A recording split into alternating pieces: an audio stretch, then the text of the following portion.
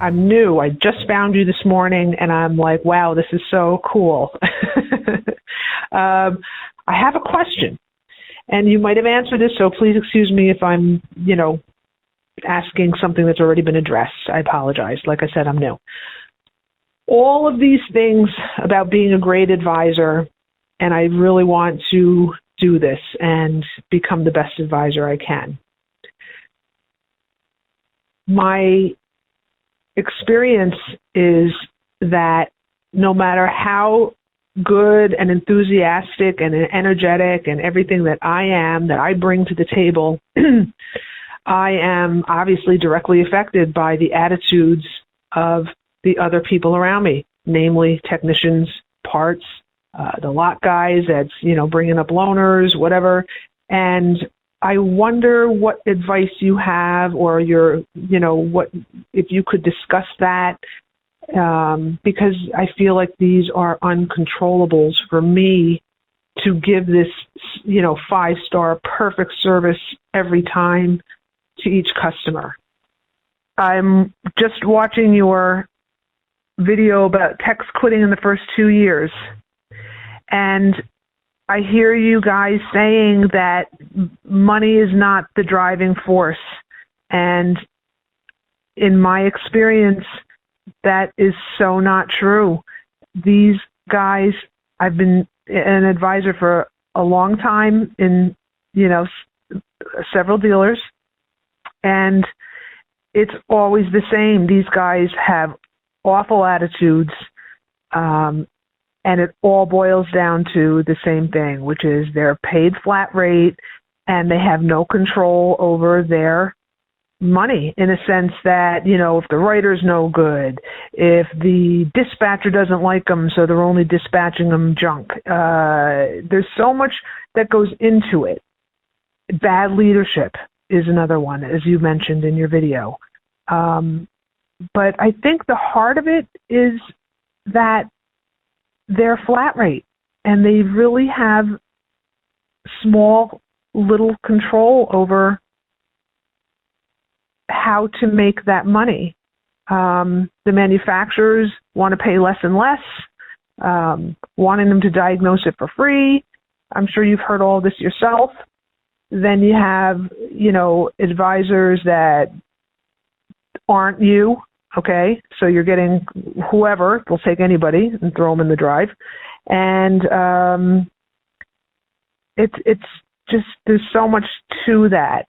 And management is another problem. And the dispatching, because again, you get the favorites, you get the ones that they don't like them. So this idea of having the experienced techs mentoring the younger guys is a great idea. I think it's a fantastic idea, but there's more to it. And, unfortunately, I feel like the dealer system is pretty much really broken and needs a lot of tweaking. Just very frustrating. She just described America.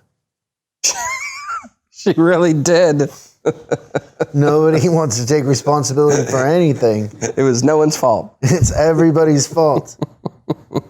Everybody else's fault. I mean, I think that there's a couple things going on here. One is, there's a locus of control issue, and the locus of control always starts with us. It's not with everybody else. So we're talking a lot about everybody else, but the truth of the matter is it's about us. And so we either believe that life happens to us or we believe life happens for us. One of the two. And so if we believe life happens to us, then we don't have a choice where we work. We don't have a choice how we interact with others. We don't believe that our actions affect the culture around us, right? And so basically what we have in the automotive industry, and I do agree with you to some degree, the model's broken, but the model's going to get changed. Like, the model can't survive the way it is for much longer. But it's renters versus buyers. Like, nobody wants to own the culture and the customer experience. Everybody wants to be a renter. So we want to trade time for money, but we don't want to own the outcome. And so, yeah, techs are flat rate. That's a great thing for a tech that's super motivated and talented. It's a bad thing for somebody who isn't motivated and talented.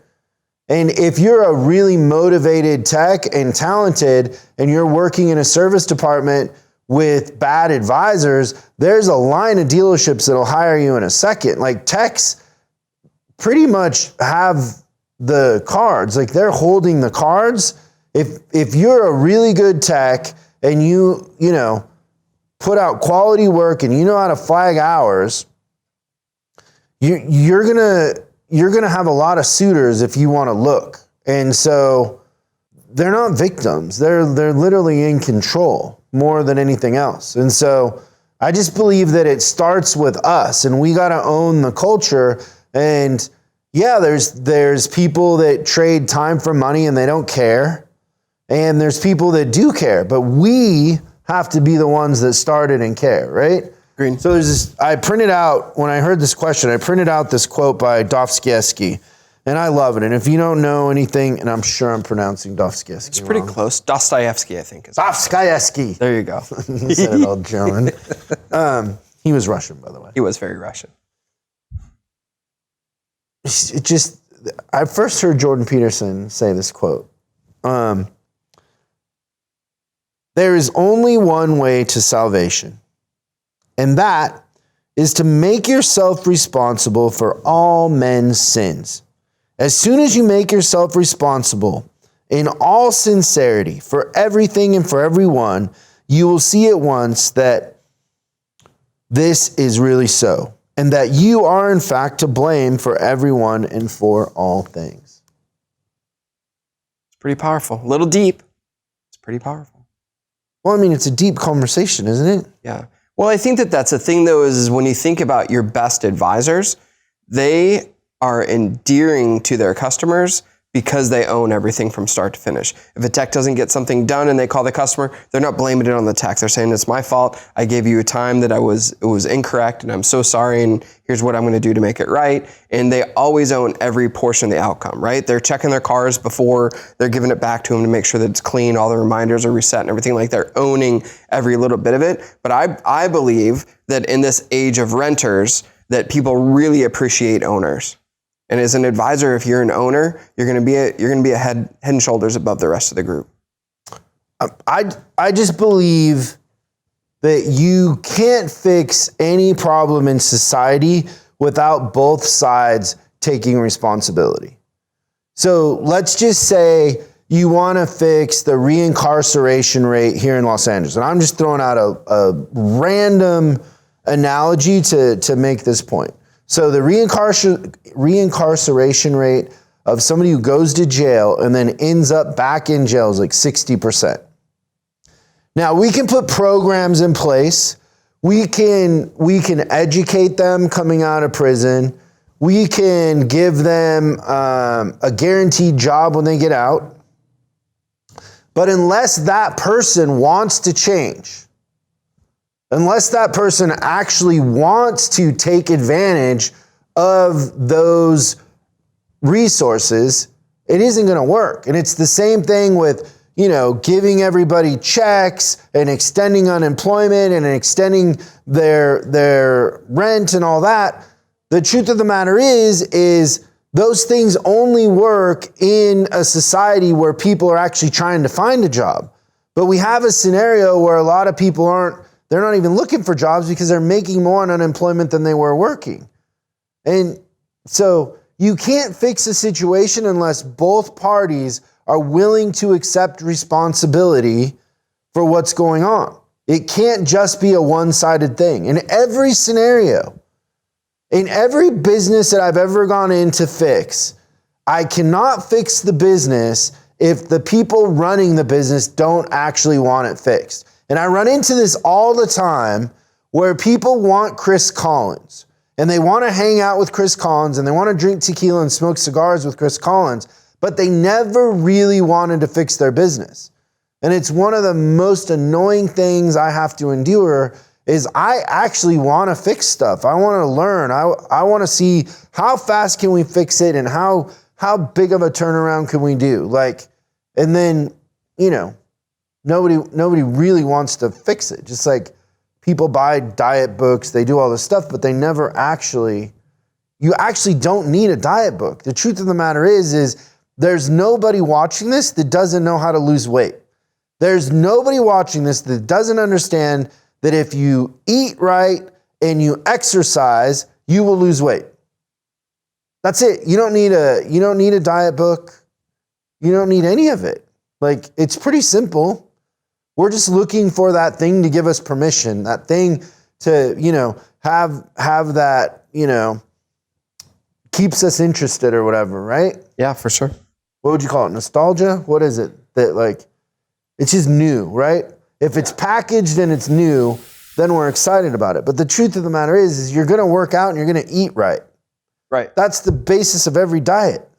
It will be the basis of the next diet for sure. Yeah, but they just give it a cool marketing name and a new thing, like, oh, you can eat cheeseburgers with no bun or whatever, but you're cutting out the carbs. It's all the same. Yep. Right? I agree. So you just described America. Thanks so much for watching this clip of Service Driving Revolution. We're uploading new stuff every day, so make sure you subscribe and click the bell icon so you don't miss out.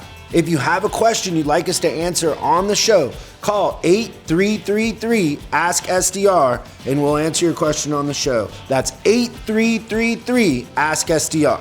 For special deals on our books and training, head over to offers.chriscollinsinc.com. Now that's offers.chriscollinsinc.com. I'm Chris Collins, and I'll see you in the next video.